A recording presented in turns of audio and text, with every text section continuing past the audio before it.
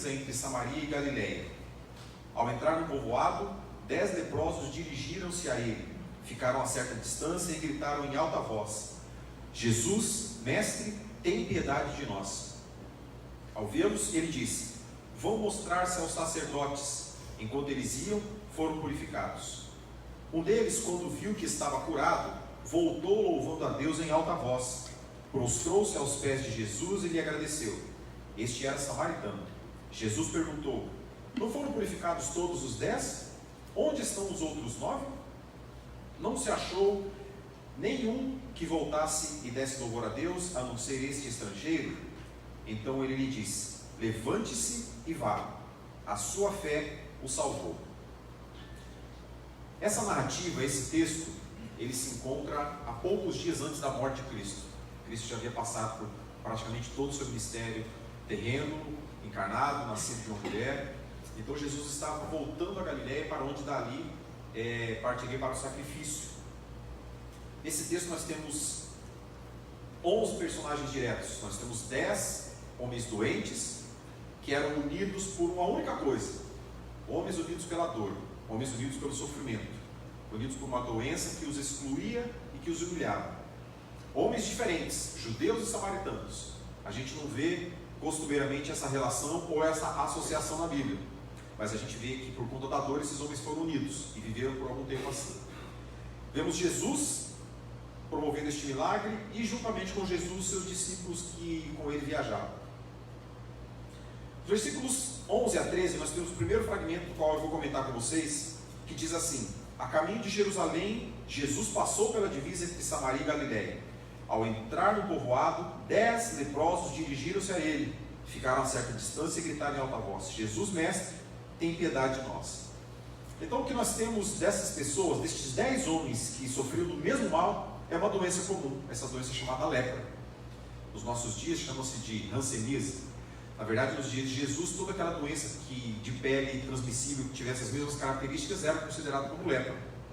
E as pessoas que viviam essa situação eram pessoas que viviam excluídas.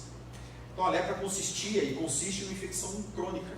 Ela inicia-se pela pele, através de uma bactéria, ela se aprofunda, afetando nervos, afetando respiração, afetando visão. Então nós temos 10 pessoas que estavam vivendo disso. A consequência dessa lepra não é apenas no aspecto visual, mas ela impede a sensibilidade. A pessoa que tem a lepra não consegue sentir o toque. Por isso que acidentes graves acontecem, perdem partes do corpo.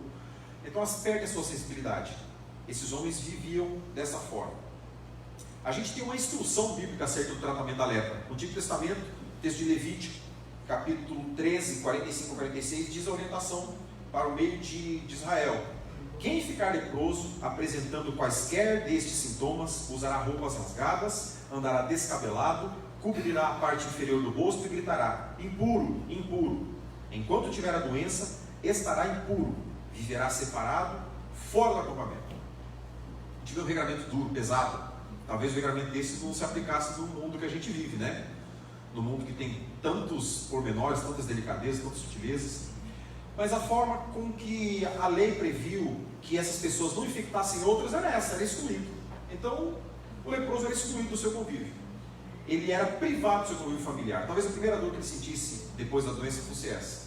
Ele não tinha mais a companhia dos seus filhos, não tinha a companhia da sua esposa, não tinha mais o afeto de sua casa, não tinha mais o abraço dos seus filhos ao voltar do seu trabalho. Ele não tinha mais essas sensações comuns a nós, que às vezes a gente não valoriza, mas que quando da sua ausência a gente percebe. A gente sente dificuldade, a distância, quando a gente não está perto do filho para abraçar, quando você precisa viajar. E costumeiramente naquele dia, a tal horário, você recebia um abraço do seu filho quando chegava em casa. Mas você está viajando, você não sente isso. Para esses homens isso era natural. A impossibilidade de se abraçar do seu filho. Primeira privação era o convívio familiar. Segunda privação, este leproso ou os leprosos eram privados do seu convívio social.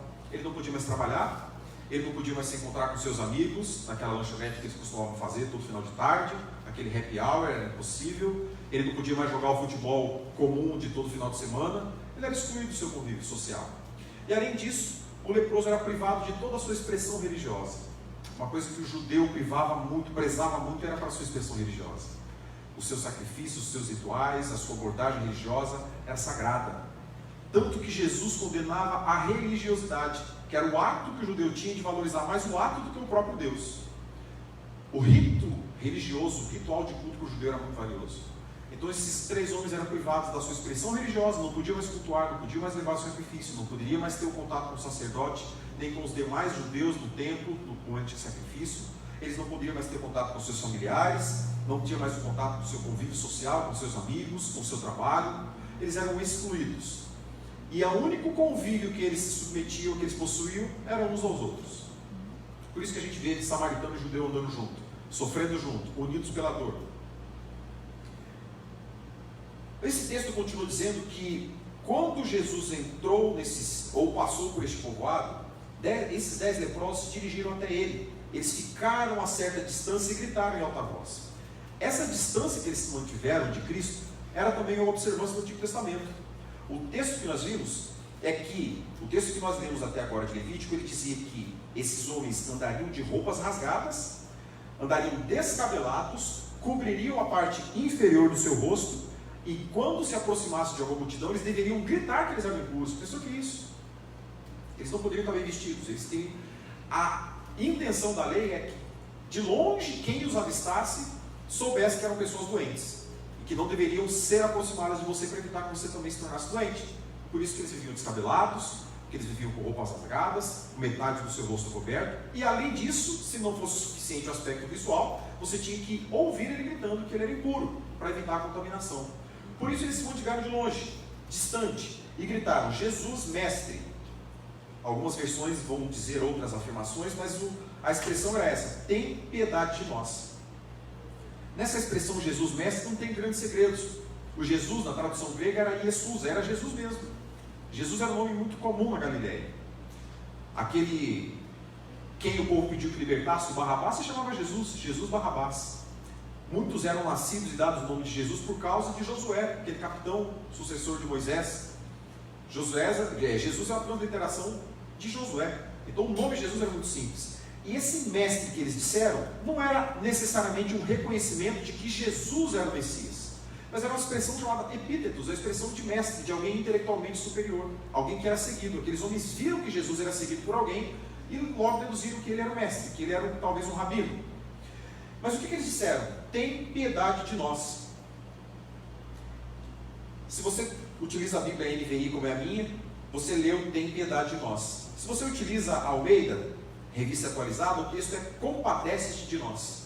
A revista corrigida é tem misericórdia de nós. Os 3 verbos que nós temos aqui são compaixão, piedade, ter compaixão e ter misericórdia. Veja só, são 3 clemências, não são 3 exigências. Aqueles homens não tinham condição alguma de exigir nada. Eles não tinham condições de exigir: por favor, faça isso agora por mim. Eles clamaram: tem compaixão de nós. Necessariamente eles não estavam clamando por uma cura. Eram pessoas que, por estarem excluídas do convívio, eles não tinham sequer seu alimento. Eles dependiam de comida de outros, eles dependiam de tudo de outros, de doação, de esmola. Então eles clamaram: tenha piedade, tenha misericórdia, tenha compaixão de nós. Quando a gente pensa nessas 3 expressões, a gente vai pensar a partir de nós, que são sentimentos piedosos de simpatia. Simpatia com o quê? Com a tragédia de alguém. Piedade, compaixão, misericórdia. É colocar o nosso coração na tristeza ou no sofrimento de alguém. Nos colocarmos no lugar de alguém. É empatia.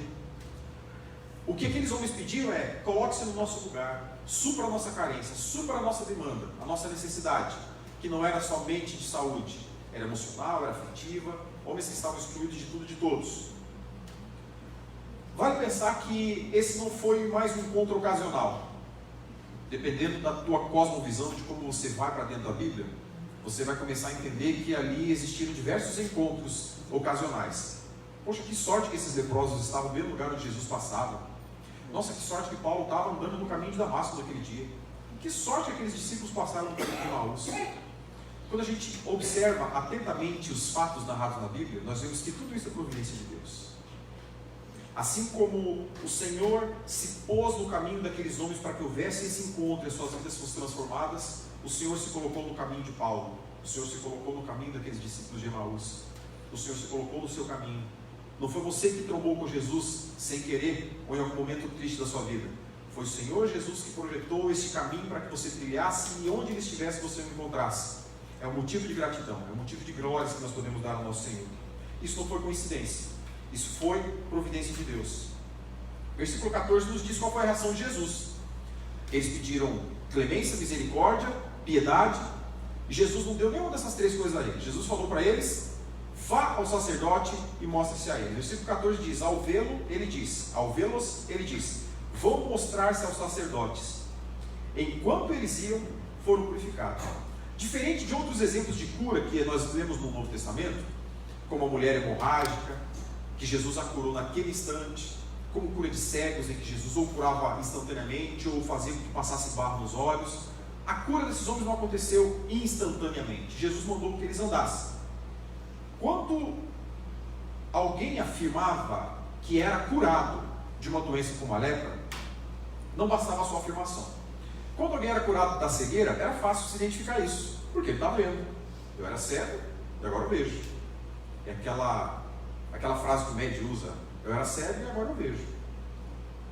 Agora, a cura de uma lepra, de uma doença como essa, não bastava a autodeclaração, não bastava dizer eu estou curado, era necessário que fosse inspecionado pelo sacerdote. Por isso, Jesus disse a ele: ao vê-los, vão mostrar-se aos sacerdotes.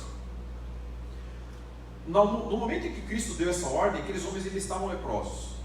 Eles olhavam para suas peles esfarelando, para aquelas peles cheias de manchas, para aquelas partes do seu corpo talvez já ausentes, e eles não viram nada. Mas eles tinham um caminho, eles tinham uma ordem, uma obediência a cumprir. E eles cumpriram. Eles passaram a caminhar e foram caminhando até o sacerdote. A Bíblia diz que enquanto eles iam, foram purificados. Enquanto eles caminhavam, eles foram purificados. A cada passo o Senhor restaurava a sua condição de saúde. A cada passo dado, uma mancha desaparecia. A cada passo dado, aquela insensibilidade já começava a desaparecer. Ele já sentia o calor do sol tocando no seu corpo. E quando eles chegavam diante da presença do sacerdote, o sacerdote viria de dentro do templo onde ele estava, diante do meio da congregação, e fora daquele arraial, fora do convívio das outras pessoas, o sacerdote inspecionava. Como é que ele ia inspecionar isso? Ora, a lepra, além do aspecto visual, né, você vê aquelas manchas, tinha o aspecto do toque. Você tocava, não estou sentindo nada, você está com lepra. Então, como se tratasse com um tipo de bicho, ele pegava aquela madeira e de longe ele cutucava aquele homem. Está sentindo? Está sentindo? É isso? E quando aqueles homens se colocaram diante do sacerdote, eles estavam curados. Eles sentiram o sol, eles sentiram o toque, eles estavam curados. E curiosamente essa cura não veio nem no começo e nem no destino. Essa cura veio no caminho. Curiosamente essa cura veio no caminho. Bom, versículos 15 e 16. Um deles, quando viu que estava curado, voltou louvando a Deus em alta voz. Prostrou-se aos pés de Jesus e lhe agradeceu. A observação desse versículo vem no final. Este era samaritano. Ora, a gente sabe que não havia um convívio pacífico entre os judeus e os samaritanos. Na verdade, havia um conflito entre séculos. Conflitos em momentos, esse conflito era mais velado, em momentos esse conflito era mais explícito. Mas nos dias de Jesus não havia guerra entre eles, mas não havia um bom relacionamento. Em algum momento para trás, depois da morte de Salomão, vocês se lembram que Davi unificou os reinos, Salomão manteve a sua unificação, e quando da sua morte o reino foi separado. Jeroboão, que era um servo de Salomão, ficou com a parte norte de Israel. 10 reinos, a grande maioria. E foi o primeiro rei. Jeroboão I foi o primeiro rei da norte de Israel, que também é chamado reino de Israel, o reino de Samaria, essa terra. A parte inferior, o sul, duas dessas tribos, onde ficava a capital Jerusalém, ficou com o herdeiro de Salomão, que era Roboão. A partir desse momento, esses conflitos se intensificaram. Algum tempo adiante, vocês vão lembrar que a última pregação que eu fiz, se não me engano, creio que foi a última que a gente falou de Daniel, quando Daniel foi levado cativo pelos assírios. Nessa fase, onde os assírios invadiram a tribo de Judá, estão visualizando dois reinos, o reino de cima, o reino do norte, Israel, o reino de Samaria, o reino de baixo, o reino de Judá. Quando o reino do sul foi levado cativo, o reino do norte já havia sido preso. Eles já haviam sido presos há alguns anos, na verdade há mais de 100 anos. Quando esse reino de Samaria foi levado cativo, nem todos os homens foram, nem todas as mulheres foram. Aqueles que ficaram em Samaria receberam povos pagãos, pessoas de outras religiões, que cultuavam outros deuses, que tinham outras práticas religiosas. A orientação de Moisés na lei é que os filhos de Abraão se casassem com os filhos de Abraão. Não era aceito o casamento misto. Mas aqueles que ficaram em Samaria, os samaritanos que ali ficaram, que receberam povos pagãos de todas as tribos, todas as nações conhecidas, começaram a se casar, começaram a se dar em casamento. O casamento sagrado que o Senhor estabeleceu a Abraão havia sido corrompido, porque tinha inúmeras relações. O culto havia sido prostituído, porque inúmeros deuses haviam sido colocados no lugar de Deus. Por isso os judeus não consideravam os samaritanos como irmãos, nem irmãos de sangue, descendentes de Abraão, de Isaac e de Jacó, nem mesmo como irmãos de fé. Do outro lado, os samaritanos também não tinham um grande apreço por judeus. Os samaritanos não reconheciam o rabino como autoridade religiosa, eles não reconheciam isso. Os samaritanos não conheciam Jerusalém como a Terra Santa. Os samaritanos não reconheciam o Talmud, que é a expressão oral da lei do Antigo Testamento, como divinamente inspirada. Então eles não respeitavam a religião dos judeus. Por isso eles eram inimigos, adversários. E a Bíblia, curiosamente, mais uma vez, o Senhor Jesus, no seu história, na sua narrativa, na sua vida, ele inclui um samaritano. A gente tem uma mulher samaritana, a gente tem outra narrativa de samaritanos, e aqui novamente Jesus coloca um samaritano. A gente tem a narrativa da parábola do bom samaritano, do homem que estava padecendo, doente. Jesus coloca essa pessoa que era não amada por ninguém, que era odiada pelos judeus. O Senhor coloca esse corpo estranho no meio da sua história, com que objetivo? Com o objetivo de mostrar para nós que o Senhor não veio apenas para os judeus, que Ele veio para você e para mim. Nós somos os samaritanos, nós somos os excluídos, nós somos aqueles que não eram e foram tornados pelo Senhor. Nós somos aqueles que não tinham esperança, mas porque o Senhor morreu, porque o Senhor resgatou. Então, este homem era o samaritano, este homem que foi o único que voltou e agradeceu ao Senhor, era este samaritano. Versículos 17 aos versículos 19 diz, o Senhor faz 3 perguntas retóricas, lembrando que Jesus não estava apenas com esses homens, ou com este homem. Jesus viajava com a sua equipe, Jesus viajava com multidões. E a gente tem multidões das mais variadas. A gente tem Jesus, a Bíblia se referindo às companhias de Jesus, de cima para baixo. Quando Jesus ressuscitou, um dos grupos que ele se mostrou era um grupo de 500. Descendo nós temos um grupo de 120 dos primeiros. Depois nós temos um grupo de 70. Depois nós temos um grupo de 12. Depois de 3. Depois de 1. De baixo para cima a gente tem diversos ciclos de relacionamento de Cristo. Cristo estava num grupo grande de pessoas. Então quando Jesus fez essas 3 perguntas, Jesus conduziu todas essas pessoas que estavam com ele a uma reflexão. E Jesus perguntou para eles assim: não foram purificados todos os 10? Todos os 10 receberam a cura? Onde estão os outros 9? Não se achou nenhum que voltasse e desse a Deus louvor, a não ser este estrangeiro? Então lhe disse: levante-se e vá, a sua fé o salvou. Observe que Jesus usou aquela divisão entre samaritanos e judeus contra os próprios judeus que estavam ouvindo ele. Vocês não condenam esses por serem judeus? Mas foi o único que voltou para agradecer. Onde estão os demais judeus que estavam com vocês e não voltaram para agradecer? Este foi o único que retornou para expressar gratidão. Pois, todos aqueles 10 homens, vamos à sequência dos fatos. Todos os 10 homens estavam no mesmo caminho quando avistaram Jesus. Todos os 10 homens clamaram a Jesus. Todos os 10 homens receberam de Cristo uma ordem. Todos os 10 homens cumpriram essa ordem, caminharam e foram ao sacerdote. Todos os 10 homens foram purificados, foram curados, mas apenas um deles voltou a agradecer. Curiosamente que no bloco anterior do texto de Lucas, antes do versículo 10, a gente tem uma narrativa onde o Senhor diz que todo aquele que só faz o que lhe foi ordenado é chamado de servo inútil. Esses homens fizeram especificamente o que Cristo disse para eles fazerem. Eles fizeram aquilo. Vão e se mostrem aos sacerdotes. Obedeceram. Andaram, caminharam debaixo do sol escaldante, se apresentaram, preencheram o formulário lá, requisição de verificação do sacerdote, aguardaram o sacerdote vir, se submeteram a uma inspeção minuciosa, depois seriam submetidos ao ritual de purificação. O que eles cumpriram? Eles cumpriram uma ordem, uma ordenança, um regramento. Eles foram legalistas.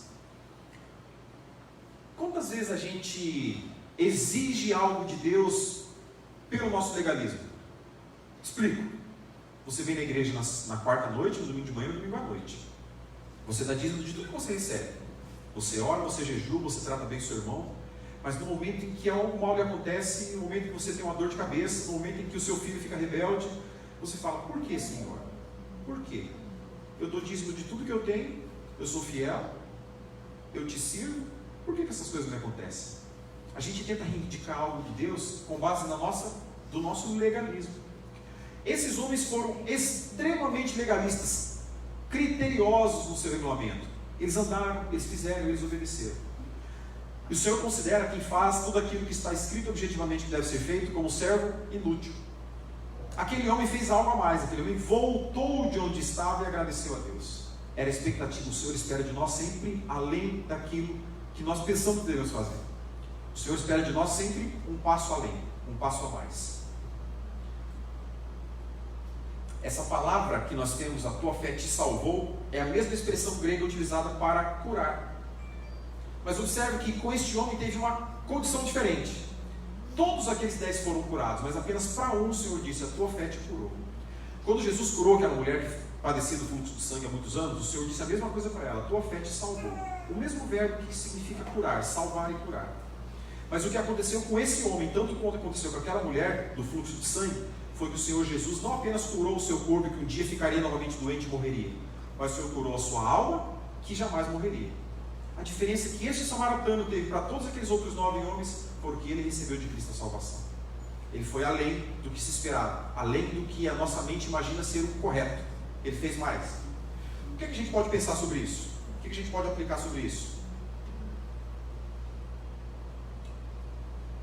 Para não dar muito, eu resumi essa explicação em 3 palavras.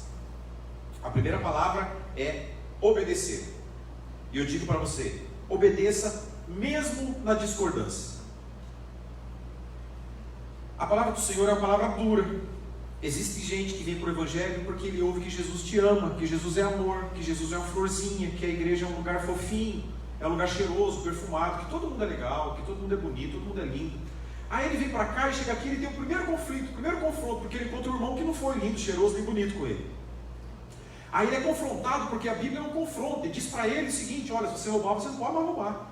Se adulterar, você não pode mais adulterar. A coisa é dura, aqui a pegada é firme, você não pode mais fazer isso. Mas como assim? Me venderam o evangelho falso lá atrás, me disseram que não era assim. Me disseram que eu não devia ter um conjunto de regras para eu seguir, eu quero liberdade. Mesmo que a gente não concorde com esses termos, mesmo que a gente não concorde com aquilo que a Bíblia diz, ela é dura. E o nosso desafio é obedecê-la mesmo diante da nossa discordância.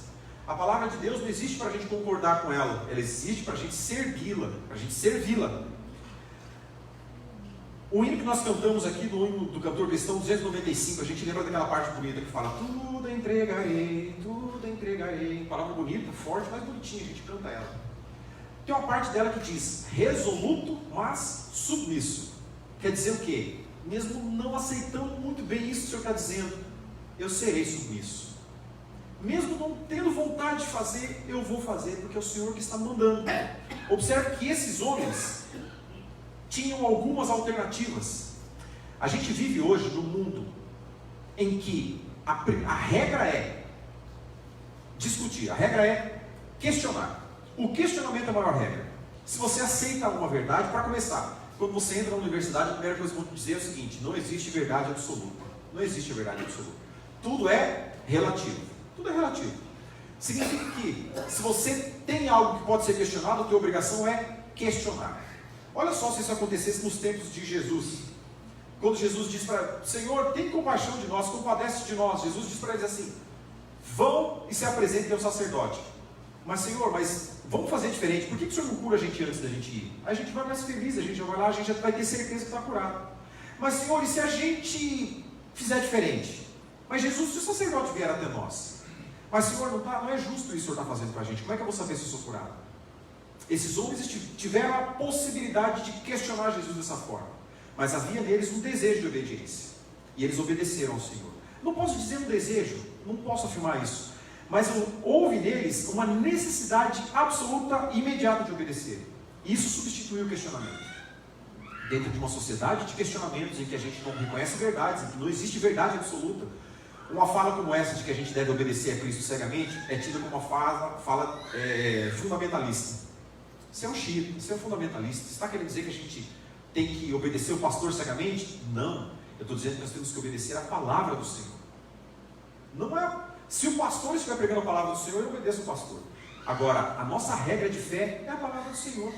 A gente canta uma canção chamada, não lembro o nome dela, a gente começa com Reina em mim, né? Sobre toda a terra. A gente tem mania de gravar as músicas pela primeira frase, não pelo nome dela, né? Então a gente diz, reina sobre mim, Senhor. E é muito bonito isso. Mas tem uma frase que a gente diz, sobre o meu pensar. Como é difícil a gente submeter o nosso pensamento ao reino de Cristo. Como é difícil a gente submeter isso. Porque a gente pensa muitas coisas. E na maioria das vezes a gente acha que a gente está certo nos nossos pensamentos. E o complicado é porque a gente vive de acordo com os nossos pensamentos. É impossível a gente pensar uma coisa e viver outra. A gente vive de acordo com os nossos pensamentos. E a gente precisa submeter esses pensamentos ao reinado de Cristo. Porque quando Cristo reinar, inclusive sobre o meu pensar, sobre o meu falar, no dia que Ele me fizer refletir sobre tudo aquilo que é em mim, eu terei uma vida que agrada ao Senhor. Mas até lá é uma jornada muito longa. Mas não é inalcançável. Significa que a gente precisa, dia após dia, submeter o nosso pensamento à vontade de Cristo. A nossa vontade à vontade de Cristo. Obedeçamos, embora seja na discordância. Devemos obedecer ao Senhor. Nós não devemos ter porquês com Cristo, questionamentos com Cristo. A gente pode não entender algumas coisas. De fato, eu confesso para vocês que muitas coisas eu não entendo. Muitas coisas eu tenho dúvidas. Dúvidas não de como fazer, mas por que fazer. Mas o Senhor não está interessado com as minhas dúvidas, não nesse momento. O Senhor está interessado com a minha lealdade, com a minha fé, com a minha confiança, com a minha fidelidade a Ele. É por isso que obedeçamos mesmo diante da discordância. Obedeçamos lealmente. Segunda palavra, caminhar. Caminhar. O Senhor não nos convida a parar, a estacionar e a esperar. O Senhor nos convida a caminhar. Caminhe em fé. Enquanto eles iam, foram purificados. Muitas vezes a gente é seduzido a estabelecer metas para a nossa vida. E isso é saudável até certo ponto. A gente tem uma certa idade, então a gente começa a imaginar, bom, quando eu tiver tantos anos eu quero ter concluído a minha faculdade. Porque depois de tantos anos eu quero me casar. E aí depois de casado, tantos anos eu quero ter os meus filhos. Para depois de tantos anos eu ter minha profissão está bem estabilizada, está tranquilo, me aposentar e viver a minha vida. Então a gente estabelece que a nossa vida vai ser vivida quando alguma coisa acontecer. Independente de qual seja a coisa, né? Quando a gente é adolescente e jovem, qual é o nosso objetivo? É entrar na faculdade. Eu vou começar a viver a partir do momento que eu entrar na faculdade. Porque o ensino médio é um porre para mim. É uma tribulação. Eu tenho que sair desse ensino médio logo para entrar na faculdade. Falar outra palavra está gravando, fica feio na internet depois as pessoas viverem falando palavras que vocês poderiam me ouvir sem me julgar, né? Mas o foco é terminar aquele ensino médio e sair daquele ensino médio para a faculdade. Quando você entra na faculdade e vê que o mundo não é todo de flores, você quer terminar aquela aprovação que é a faculdade, aquela tribulação que é a faculdade, e você quer o teu trabalho. Você termina a faculdade, você começa a trabalhar, você vê que a tribulação de antes era light, era uma uva, né? Era fofa, né? Era perfumada, né? Porque agora, além de tudo, você vai ter que pagar, inclusive, aquela tribulação de antes. Você tem 2 tribulações para pagar. E aí você foca no teu casamento. Quando eu me casar, a coisa vai ser boa, vai passar tudo isso. Aí você se casa, e você vê que você só está acumulando tribulação, né? Uma atrás da outra. Mas um dia eu vou ter filho, e aí a alegria vai chegar. E o pior é que o filho cresce. Não para. Você percebe como a nossa felicidade é constantemente adiada? Ela é sempre adiada a um evento futuro. Sempre quando, no dia que, quando isso acontecer, e a gente vai empurrando. Até quando? Até quando a gente vai esperar algo acontecer? Até quando a gente vai ficar adiando a nossa felicidade? O convite de Cristo para esses homens era de caminhar ao seu lado. Por quê? Porque não é quando eu me formar, não é quando eu tiver meu emprego ou me casar. É durante tudo isso. É enquanto isso acontece, nós caminhamos ao lado de Cristo. É enquanto a gente vai estudando, nós vamos caminhando ao lado de Cristo. Porque quando nós caminhamos com Cristo, o caminho é mais leve, é mais suave. Não é isso que ele diz? Que a gente deve tomar sobre nós o jugo dele que é suave, o fardo dele que é leve. É enquanto nós caminhamos. A gente não toma um fardo para ficar sentado. Já viu alguém com mochila nas costas sentado? Não tem sentido isso. A gente coloca a mochila quando a gente vai caminhar. E o Senhor nos convida a caminhar com Ele. Hoje nós tivemos aqui um testemunho na nossa aula da manhã. E esse testemunho é muito interessante. De um senhorzinho. É que ele saiu agora e não tem graça fazer a piada. Daqui a pouco ele volta e faz de novo.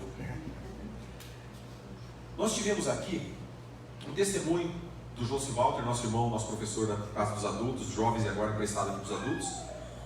O Josi, no ano passado, ele fixou o objetivo de passar no concurso. Então ele conversou comigo, pediu uma licença por um tempo, porque ele queria focar nos seus estudos. O objetivo dele era estudar.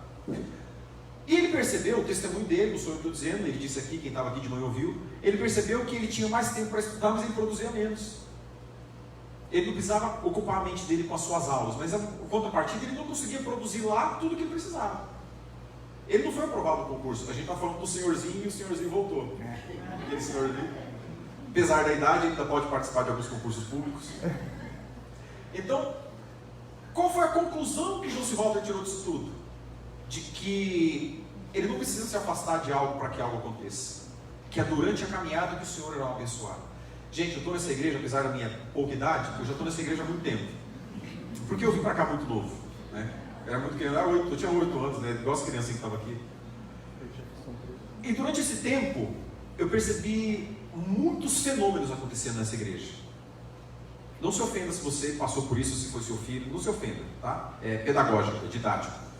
Mas eu percebi aqui muitos pais que incentivavam seus filhos a ficarem em casa em dias anteriores à prova. Vai ter uma prova na quinta-feira, então não vem na quarta, fica estudando, filho. A prova é na segunda, não vem no domingo, fica estudando, filho. Talvez seja não posso dizer que é um engano nosso do pai. Talvez seja o esforço dele acreditar que aquilo vai fazer efeito. Porque se o filho dele teve um dia inteiro para estudar e não estudou, 1 hora não vai fazer diferença. 1 hora não vai fazer diferença. Mas qual que é a nossa sensação? Não precisa. Essa oportunidade que você tem de estudar, meu filho, tira esse tempo. Jesus vai entender. Fica em casa estudando. Não vem fazer sua prova. Não vem para o culto. Não, fica em casa estudando. É enquanto a gente caminha que o Senhor nos abençoa. É lógico que com isso eu não estou dizendo que a gente tem que ser irresponsável. Mas a fé é um princípio inegável na vida do cristão. A gente não pode separar a nossa fé da nossa prática. Tivemos aqui o pastor Ednilson pregando para nós no culto de homens, e ele falou sobre a perspectiva luterana do trabalho. E foi fantástico quando ele falou que no entendimento de Martinho Lutero, a fé e a sua vocação profissional são coisas inseparáveis. E você não pode separar. Assim como a nossa fé e a nossa vida de estudo não podem ser separadas. Observe, o culto que nós prestamos ao Senhor hoje não deve ser para você um ritual. Você não deve vir aqui por motivo que não seja cultuar a Deus. Aqueles motivos assim, eu vou lá para pedir perdão, eu vou lá porque eu preciso de uma bênção para essa semana. Não é, se você está fazendo isso, você está errado. Não vem, fica em casa, assista Faustão, alguma coisa que é melhor para você. Você não gasta gasolina, não perde tempo. O objetivo que nós viemos aqui é cultuar a Deus. Nós viemos aqui porque nós viemos prestar um tempo de culto ao Senhor. Por isso que a gente canta para Ele, a gente diz que o Senhor é maravilhoso, o Senhor é lindo, o Senhor está aqui. Eu te amo, meu Jesus, eu quero te servir, eu quero te dar a minha vida. Depois a gente ouve a mensagem que é para nos edificar e para a gente servir melhor. Não é para a gente buscar nada, não é para a gente buscar uma bênção. E quando você vem louvar ao Senhor e servir ao Senhor, você está exercitando a sua fé, você está tornando a sua gratidão algo ativo. E isso é algo que agrada ao coração do Senhor. Você está voltando para agradecer aquilo que o Senhor lhe deu. Percebe a ligação que existe com o samaritano que deixou o que ele podia fazer para voltar e agradecer ao Senhor? É um culto, é um momento de agradecer ao Senhor por que Ele está nos dando. E voltando à história, qual é a consequência disso tudo, dessas crianças que deixaram de vir ao culto para estudar na sua casa? 90% delas se afastaram do Senhor. Digo o número é maior, mas eu não quero errar para mais. Então, 90% deles abandonaram o caminho do Senhor. Largaram o Senhor, abandonaram. Bom, vamos para lá. Terceira palavra que nós vamos ver. A primeira que nós falamos foi: sejamos obedientes, ainda que mesmo na discordância. Ainda que na discordância. A segunda, caminhe em fé, porque é durante a caminhada que o Senhor nos concede. É durante a caminhada que o Senhor limpa as nossas feridas. É durante a caminhada que Ele arranca a nossa sujeira. É caminhando que o Senhor nos concede as suas bênçãos. Lembra? Keep walking. Continue caminhando. Caminhe, porque enquanto você caminha, o Senhor lhe dá. Enquanto você caminha, o Senhor lhe cura, lhe transforma, lhe constrói, lhe edifica, lhe transforma numa pessoa mais parecida com Ele. Não deixe de caminhar. Não imagine que você parando, o Senhor vai te dar mais. Não. E outra, não espere viver depois. Não pense que a sua vida vai acontecer depois que você conseguir alguma coisa. O Senhor está te dando todos os dias. Todos os dias o Senhor lhe concede, todos os dias o Senhor lhe dá, todos os dias o Senhor lhe abençoa. Eu vi ontem, eu vim trazer a milícia do Joade, e já pensando, já tinha escrito a mensagem, já estava só refinando, eu já estava com 3 páginas, aí eu refinei, foi para 4, hoje foi para 5, e eu parei no semáforo, ao mesmo tempo eu estava pensando que era o ano de trocar de carro, queria trocar de carro. Aí parei no semáforo e tinha um carrinho muito velho na minha frente, mas muito velho mesmo, mais velho que o Josso, assim, mais acabadinho que o Josso, inclusive. Sabe aquele que é ruim de ano e ruim de lata junto, né? E tinha um adesivo escrito nesse carro assim: você já agradeceu a Deus pela sua vida hoje? Não era amanhã, né? Não, você já agradeceu a Deus pela sua vida hoje? Gente, que pancada que foi essa, naquele adesivo, naquele carro velho, que pancada foi isso? Porque aquilo que o Senhor nos dá, Ele nos dá todo dia. Não tem como a gente viver hoje esperando a bênção de amanhã, ou a bênção de depois de amanhã, ou no dia que a bênção vier. O maná o Senhor nos concede dia após dia. Então vivamos dia após dia, e que cada dia a gente consiga contemplar a graça de Deus, a bênção de Deus, caminhando passo a passo e vendo Deus se mover nesse caminhar. Terceiro e último ponto, é o último, mas é um pouco mais extenso: gratidão. Primeiro, obediência, obedecer. Segundo, caminhar. E terceiro, agradecer. Seja comprometidamente agradecido. O que Jesus disse desses homens? Ele voltou louvando a Deus em alta voz. E Jesus disse assim: não se achou nenhum que voltasse e desse louvor a Deus, a não ser este estrangeiro. Observe que esse homem não simplesmente voltou a Cristo e quando chegou diante de Cristo e falou: muito obrigado. A Bíblia diz que esse homem voltou louvando. Essa expressão louvando dá um entendimento de continuidade. Ele caminhava e louvava a Deus em alta voz. A gente também não pode chegar ao extremo e dizer que esse homem veio gritando, ou ele veio em cima de um carro de som falando de Deus. Mas o que ele dizia era audível. As pessoas que passavam por ele ouviam ele louvando a Deus pela sua cura. O testemunho de uma libertação, de uma vitória, o testemunho de Cristo são as boas novas do Evangelho. Esse homem veio semeando durante todo o seu caminho, falando de Jesus. E quem era esse homem que veio semeando o Evangelho de Jesus? Era um samaritano que detestava judeus. Que coisa fabulosa que a Bíblia nos faz, como diz o nosso pastor Gustavo, que fabuloso isso é. Era um samaritano, um inimigo de judeus, um inimigo de Cristo, que veio semeando o Evangelho de Cristo no coração de pessoas que o odiavam. Pois bem, voltou louvando em alta voz. Mas vamos falar um pouquinho daqueles outros 9 agora. A gente falou bastante desse um, depois a gente volta para ele. A gente teve 9 homens, que mesmo diante do seu milagre, mesmo diante de terem vivido tudo que o samaritano viveu, não voltaram para agradecer ao Senhor. Isso não quer dizer que esses 9 homens intelectualmente não sabiam do que tinha acontecido, ou talvez no seu interior, não quer dizer que eles não eram especificamente gratos ao Senhor pelo que eles tinham recebido.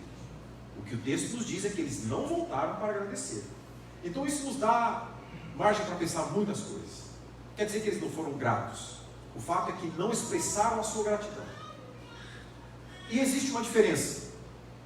Muitas vezes a gente recebe o favor de alguém e por uma razão ou outra a gente esquece de agradecer. Isso só vai acontecer porque a gente não dá o valor devido a essa gratidão. Não quer dizer que nós não sejamos gratos, mas que simplesmente não agradecemos. Talvez tenha sido isso que aconteceu com esses homens. Talvez eles fossem gratos no seu coração, mas talvez outras coisas tomaram o lugar da gratidão.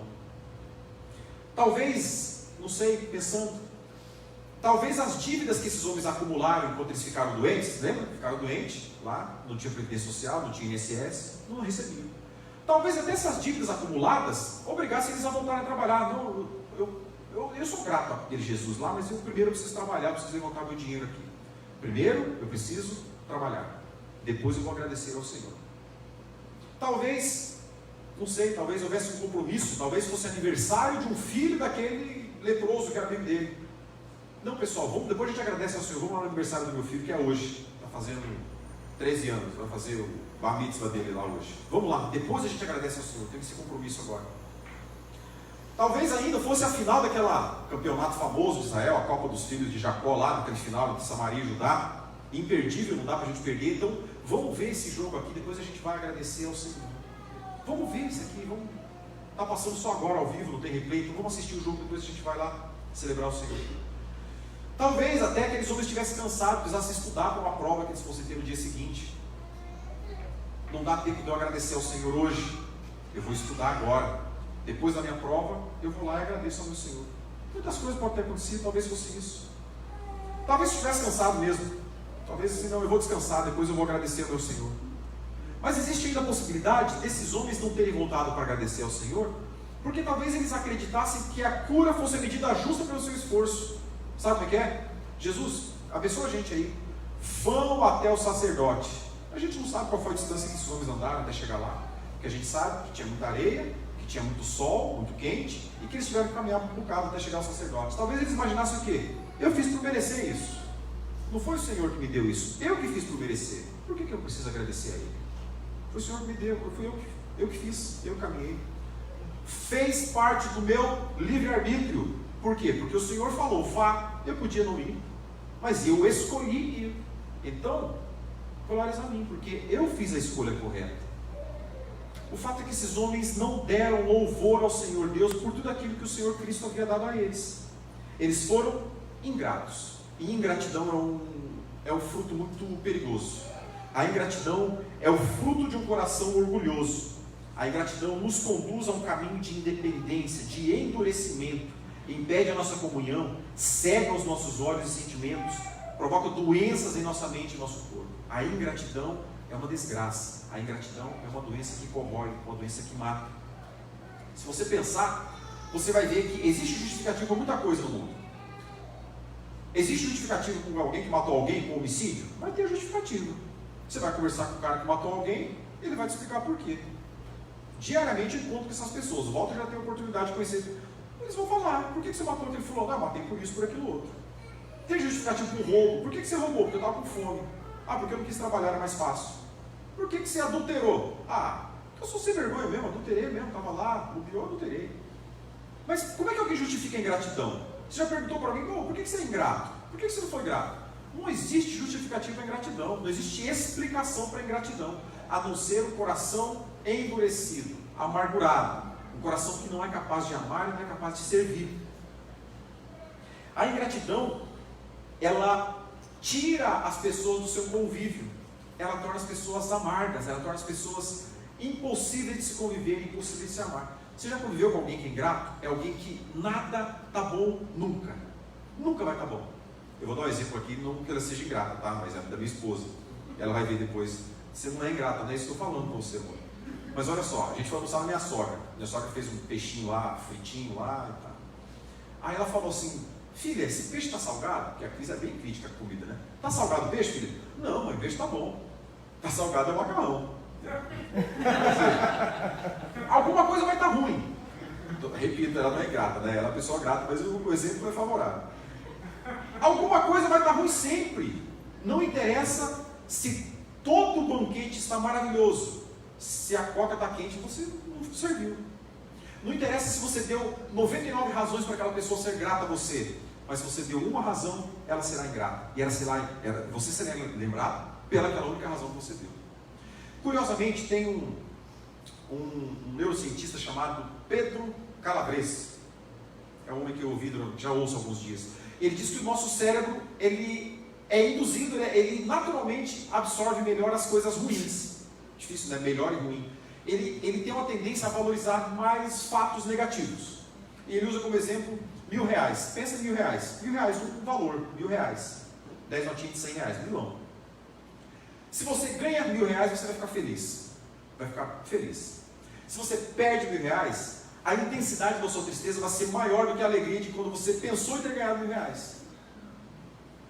Entende? Entendeu o que eu falei? Você pensou, perdi milão, nossa, que tristeza profunda, eu vou morrer. Mas se você ganha milão, você fala, que legal, eu ganhei milão.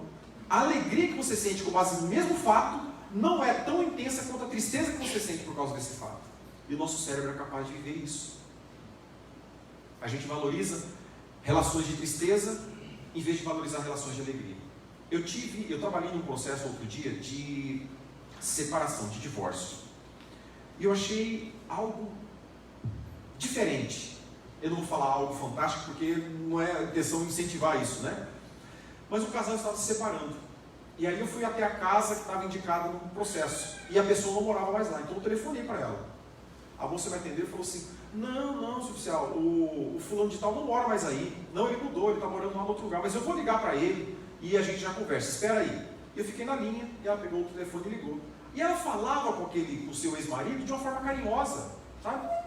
Fulaninho, você está onde agora? Eu estou na tua casa. Você pode ser? Ah, então tá, eu vou falar para ele, tá? Então tá, um beijo, tchau. Eu falei, oxê, que separação esquisita é essa? Separação que eu costumo ver é o pessoal quebrando pau, tacando cadeira, xingando, aquele pega para capar, né? Aquela coisa. Aí eu combinei com o cara, encontrei e falou assim, fulana, chamou ela pelo nome carinhoso. Me ligou, falou que você estava vindo aqui. Eu falei, cara, me permite fazer uma pergunta, que tipo de separação é essa tua? Porque eu não entendo. Eu não entendo, eu nunca vi esse tipo de divórcio na minha vida.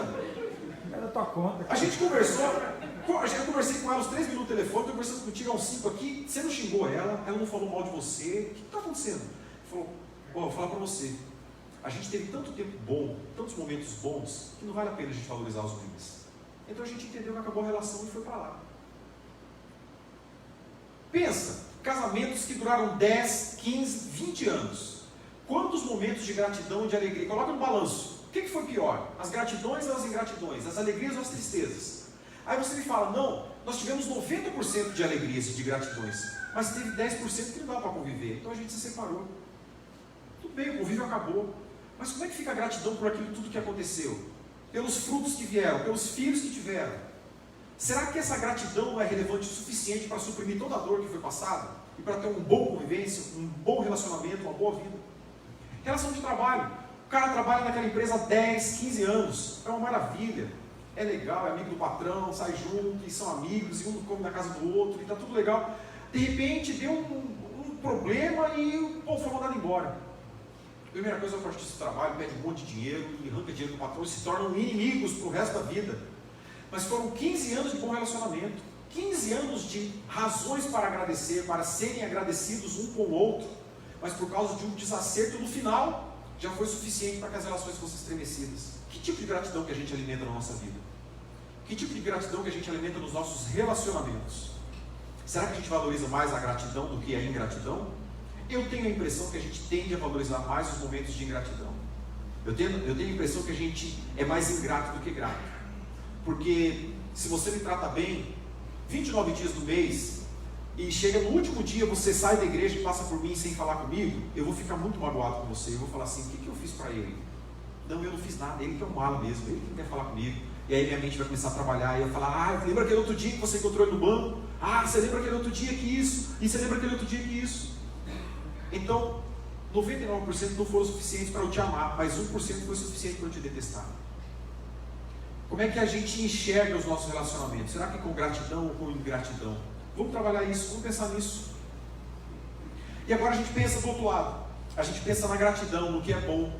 Falamos desses 9 homens. E agora tem um homem, que é a menor parcela disso tudo, que corresponde a 10% desse milagre do Senhor. Esse único homem que, mesmo tendo dívida juntamente, o mesmo tanto de dívida que os outros tinham, deixou sua dívida lá e voltou para agradecer a Deus. Esse que também foi convidado para o aniversário do outro judeu que estava com o filho completando os seus 13 anos, ele deixou a festa e veio para cá para agradecer ao Senhor.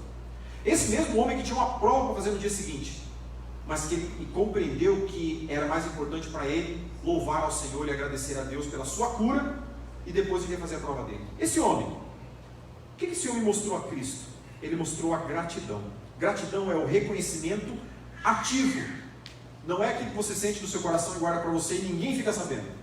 É ativo, é você demonstrando para pessoas, a pessoa que foi o causador daquele ato. É o reconhecimento ativo pelas coisas que na vida nos são trazidas. Olha que coisa, essa frase é minha, bem bonita. Reconhecimento ativo pelas coisas que na vida nos são trazidas. Não são coisas que a gente compra, nem coisas que a gente faz por onde merecer, nem coisas que a gente adquire. São coisas que nos são trazidas. Eu tenho amigos na minha vida. Eu dou glória a Deus pelos meus amigos. Não comprei, não precisei raptar, não precisei adquirir, não fiz nada para merecer. O Senhor me deu amigos que me trouxeram inúmeras razões de gratidão. E o que acontece? Como eu administro essas crises que eventualmente vêm na minha vida, na minha mente? Amigos são amigos, mas às vezes a gente, arranca o rabo com o amigo, né? Está aqui meu amigo Ricardo que ele me deixa mentir sozinho, ele mente comigo. Às vezes a gente quebra as panelas com os amigos, a gente briga, às vezes a gente fica bravo. Qual é o exercício que a gente faz nesse momento? Poxa, eu briguei com ele agora, mas ele é meu amigo há 20 anos. E tudo que a gente viveu lá para trás? Aí você coloca aquela balança, e você coloca aquela briga no ponto daquela balança. ela não tem peso suficiente para causar sequer desequilíbrio. Ele não vai provocar desestabilidade, porque ele é irrisório. Isso vem de um ato chamado gratidão, é o reconhecimento ativo dessas coisas. A gratidão nos torna pessoas humildes, a gratidão amplia o nosso senso de dependência dos outros, amplia a nossa vida comunitária, nos ensina a caminhar juntos e a depender uns dos outros. Enquanto a ingratidão nos ensina a andar sozinhos, a gratidão nos ensina a caminhar juntos. Enquanto a ingratidão nos conduz para a independência, a gratidão nos conduz para depender uns dos outros. Eu dependo de alguém, e isso não é humilhante para mim, porque eu sei que alguém depende de mim. Eu sei que é braços dados, né? Aquela frase famosa, ninguém solta a mão de ninguém, aqui se aplica, lá não, aqui se aplica. É a vida de dependência. E a Bíblia nos incentiva a ser gratos. Olha só, não precisa abrir sua Bíblia não. Salmos 103, 2. Bendize a minha alma ao Senhor e não se esqueça de nenhum dos seus benefícios. Bendize a minha alma ao Senhor e não se esqueça. Glorifique minha alma ao Senhor e não se esqueça de nada do que Ele tem me dado. De nada. Daqui a pouco esse versículo vai ser lembrado de novo. Paulo, como escreve aos Tessalonicenses 5,18. Primeiro, deem graças em todas as circunstâncias, pois essa é a vontade de Deus para vocês em Cristo Jesus. E olha só, esse mesmo cidadão, Pedro Calabres, que eu disse para vocês, ele fala sobre os benefícios da gratidão para o cérebro. Coisa fantástica quando a gente vê a ciência atual só referendando aquilo que a Bíblia já fala há milhares de anos. É lindo a gente ver isso. Tem gente que coloca em pé de guerra a ciência com a fé. A gente só consegue ver complementariedade nisso. A gente só consegue ver Deus trabalhando tanto ali quanto aqui. E aqui, nisso que eu vou falar para vocês, a gente vai ver a prova do que a Bíblia já nos disse. Pedro Calabres diz que a gratidão ativa, ela diminui os níveis de estresse. Olha que maravilha. Ele aumenta a sociabilidade, aumenta a motivação, melhora o sono, melhora a sua qualidade das relações românticas. Aí, irmãos, irmãs, aí, ó. Gratidão, né? Pô, obrigado, mozão, por esse pratinho de comida, que fantástico você está hoje. Não precisa nem comprar flor, né? Só agradece. Melhora o sistema imunológico, melhora os níveis de bem-estar, satisfação geral da vida, ou seja, uma vida mais prazerosa. Gente, quando a gente fala que a Bíblia não nos ensina apenas a como ser salvos, a viver depois de morrer, mas ela nos ensina a viver hoje, a Bíblia nos traz receita de felicidade para hoje. Ela nos ensina a viver bem hoje. O Salmo diz, bendize a minha alma ao Senhor e não esqueça dos seus benefícios. Paulo diz, deem graças a Deus em todas as circunstâncias. Pedro Calabres está dizendo que se você faz isso que Paulo falou e que o salmista disse, você vai ter estresse diminuído, vai ser mais sociável, vai ser mais amoroso, o teu casamento vai ser melhor. Olha como a ciência complementa isso. E vou mais além. Vou mais além. Esse mesmo cidadão, ele sugere um exercício de gratidão ativa. Olha que legal. Ele sugere que você, ao final de cada dia, terminando o seu dia, você relacione diariamente por 30 dias 3 razões de gratidão. 3 causas pela qual você é grato. E na segunda coluna, por que você é grato por isso? Exemplo, eu sou grato porque a minha esposa trouxe o sorvete que eu gosto. Coisa simples, não precisa ser coisa fantástica, coisa simples. Sou grato porque a Cris hoje me trouxe o sorvete que eu gosto. E por que você é grato por isso? Porque mesmo ela tendo passado o dia inteiro de correria, de resolver com criança e fazer isso e aquilo outro, ela se preocupou em me agradar e trouxe o sorvete que eu gosto. Pedro Calabres diz que se você fizer isso, no final de cada dia, 3 circunstâncias por dia, no final de 30 dias, você vai sentir os efeitos da gratidão ativa na tua vida, tanto na sua sociabilidade quanto na sua vida interior, na sua saúde, na sua qualidade de vida. É o que ele diz. Curiosamente, a Bíblia já nos disse antes que a gente deve bendizer ao Senhor, que a nossa alma deve bendizer ao Senhor, e não se esquecer de nenhum dos benefícios. O cientista aqui está dizendo para a gente relacionar 3. Se relacionando 3 por dia, eu já vou sentir efeitos disso a longo prazo? Se todo momento a minha alma lembrar dos benefícios que o Senhor tem me dizendo, eu já vou sentir isso agora. Eu não preciso esperar começar amanhã. A gente é incentivado o tempo todo a se lembrar dos benefícios que o Senhor nos dá. A gente cantava até há pouco tempo, vamos voltar a cantar de novo, né? Quantas bênçãos, quantas são recebidas da divina mão. Uma a uma, ele nos incentiva a lembrar. Uma a uma, dize-as de uma vez, diz agora. E você vai ficar surpreso com o que Deus já fez. Quando a gente começa a lembrar e a enumerar as grandiosas bênçãos que o Senhor tem nos dado, a nossa vida se torna mais leve. A gente começa a ver cor de novo na vida, a gente vê a planta verde, a gente vê o sol brilhando de novo. Porque enquanto a gente vive uma vida de ingratidão, de amargura, de tristeza, a gente vê tudo cinza. A gente olha para o céu, para o sol, é a mesma coisa da gente estar olhando para uma parede pintada por um grafiteiro sem talento. A gente está vendo tudo isso obscurecido. Isso não é o que a palavra do Senhor nos incentiva. Ele nos incentiva a sermos gratos e a exercitarmos essa gratidão. Quantas vezes você já agradeceu algum irmão dessa comunidade por algo que ele fez na tua vida? Irmãos, existem pequenos atos, pequenos gestos que mudam a nossa vida por completo e mudam a nossa vida para sempre. E outra, a história não pode ser alterada, a história não pode ser mudada. Vou contar um exemplo para vocês. Já agradeci isso para o meu irmão há muito tempo atrás, mas quando eu estava entrando no mercado de trabalho, eu não tinha experiência profissional. Então, onde eu fui trabalhar? Fui trabalhar na oficina de instalação de som de carro. Mas teve um irmão que conseguiu me introduzir num ramo que era um ramo de educação, escola de informática. Eu não tinha experiência nenhuma. Mas o irmão Ricardo, que está aqui do meu lado, me introduziu nessa escola, levou meu currículo, falou com o cara lá, com o chefe lá, e o chefe me contratou. Esse ato, mudou a minha vida por completo, porque foi isso que trouxe sustento na minha casa por muito tempo. Até que há 10 anos atrás eu entrasse no Tribunal de Justiça, era minha renda, vinha disso, de uma escola para outra, de outra escola para outra. E isso mudou a minha vida, e isso eu vou levar para a eternidade. Nada vai mudar essa história. Se você for pensar agora, se você não vai ter esses 30 segundos agora, mas se você fosse pensar em ações que pessoas que estão aqui, não precisa ir muito longe, tiveram para com a sua vida, e que essas ações são sentidas na sua vida até hoje, é um motivo de gratidão, e você vai ter a oportunidade de externar essa gratidão. Gente, como a gente precisa disso? Porque quando a gente fala obrigado para alguém, a gente não está apenas mostrando que a gente está satisfeito, a gente está mostrando para aquela pessoa que ela te fez bem. Quando eu digo obrigado para uma Carmelina, quando eu digo obrigado para a Marli, por tantas coisas que ela fez pela minha família, eu não estou só mostrando para ela que eu estou satisfeito, mas eu estou mostrando para ela que ela me faz bem. E como é bom a gente estar perto de gente que faz bem para a gente. A gente sente a vontade, feliz, alegre de estar perto de pessoas que nos fazem bem. Melhor ainda é quando a gente sente que a gente também faz bem para essas pessoas. A gente se sente alegre em ambientes assim. A gente se sente feliz nisso. Pois bem, caminhando para o final, 2 minutos a gente encerra. Tomás de Aquino escreveu uma obra chamada Tratado de Gratidão. E nesse Tratado de Gratidão ele fala de 3 níveis de gratidão, e com isso aqui a gente parte para o final. Ele fala do nível superficial, intermediário e profundo de gratidão. O nível superficial é aquele nível em que a gratidão é intelectual, né? Ela não se expressa, ela está na mente. É um nível, aquele racional, que presta ao outro apenas um reconhecimento pela sua atitude. Tá? Você fez algo bom para mim? Legal, muito obrigado. Isso aí. Existe o nível intermediário. É o nível de agradecimento que dá graças. Ele louva aquele que prestou algum benefício. Ele louva essa pessoa. Talvez publicamente, mas ele rende graças àquela pessoa que prestou algum benefício. E existe o nível profundo. Esse nível profundo é aquele que a gratidão é uma gratidão que traz comprometimento. Você é tão profundamente agradecido que você se compromete com aquela pessoa por conta daquele ato. Você está comprometido com ele eternamente por causa daquele ato. Independente do que vai acontecer daqui para frente, entende? Independente do que vai acontecer daqui para frente. Pode ser que amanhã ou depois vocês tenham uma desavença e vocês nunca mais voltem a se falar.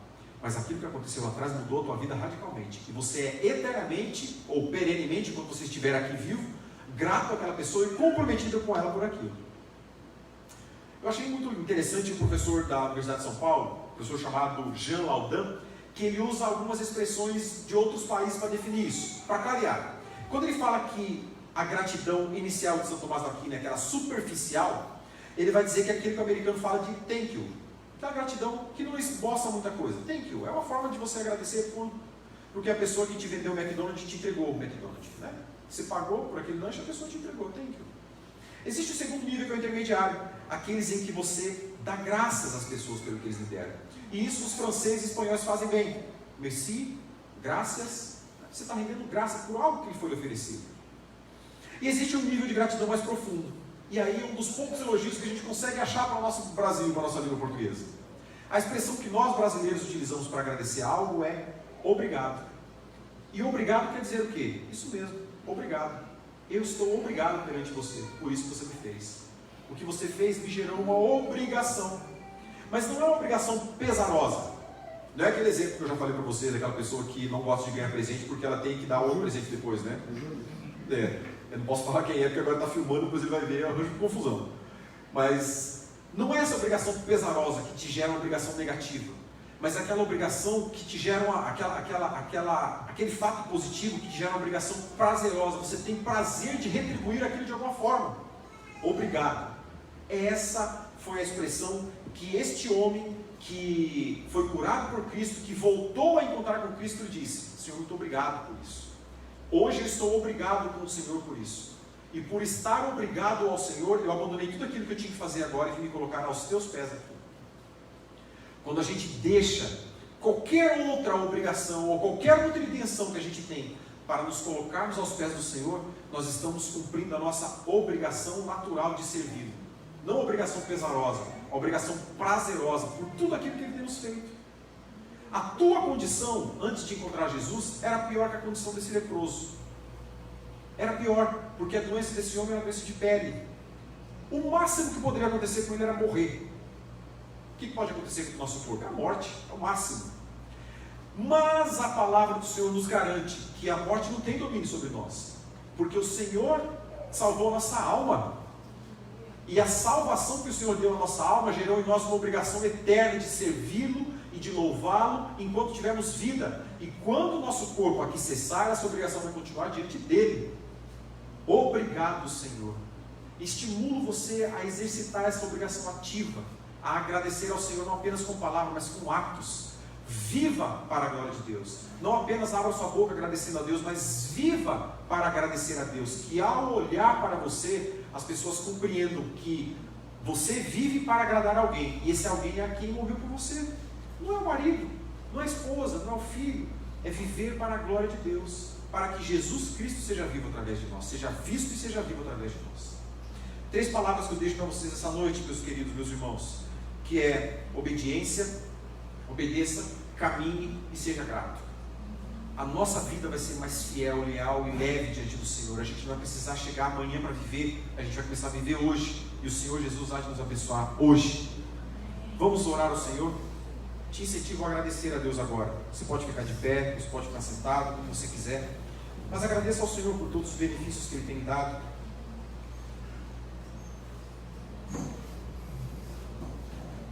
E lhe incentivo ainda hoje, começar a lembrar do Senhor aquilo que você está pedindo para Ele hoje. Não apenas peça aleatoriamente, mas lembre-se dos que você pede ao Senhor, da tua necessidade hoje, para que no dia que o Senhor conceder o teu pedido, você não se engane pensando que foi um acaso, você não se engane pensando que foi o teu merecimento, mas você tenha a convicção que foi Deus que lhe concedeu, e você possa agradecer a Deus, dizer a Ele: obrigado, Senhor. Eu estou obrigado diante do Senhor por tantas coisas boas que o Senhor tem feito na minha vida, a começar pela salvação, a começar por ter me escolhido para estar ao teu lado, por ter se revelado a mim, por ter se mostrado como meu Salvador, por ter me amado, e porque hoje eu posso te servir.